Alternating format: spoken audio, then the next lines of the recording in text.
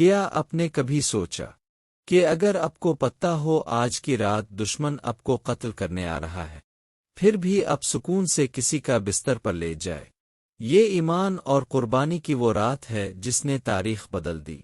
جب رسول اللہ نے ہجرت مدینہ کا ارادہ کیا تو قریش نے سازش کی کہ ایک ہی رات میں مختلف قبیلوں کے لوگ آ کر آپ کو قتل کر دے۔ یہ خطرناک وقت تھا۔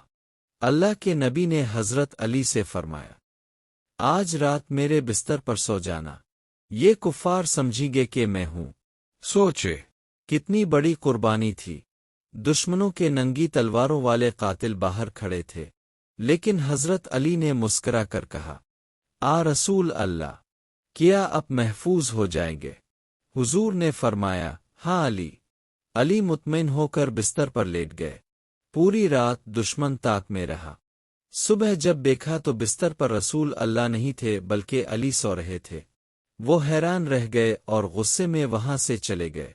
علی نے اپنی جان کی پرواہ نہ کی، صرف رسول اللہ کو بچانے کے لیے اپنی جان کو قربان کرنے پر تیار ہو گئے۔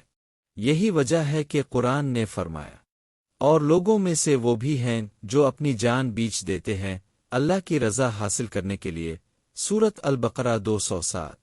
یہ آیت حضرت علی کے بارے میں نازل ہوئی۔ یہ ہے ایمان کہ اپنی جان کو بھی قربان کر دو مگر رسول اور دین کی حفاظت ہو جائے۔ کاش ہم بھی اپنے دلوں میں حضرت علی جیسا عشق اور قربانی پیدا کر سکے۔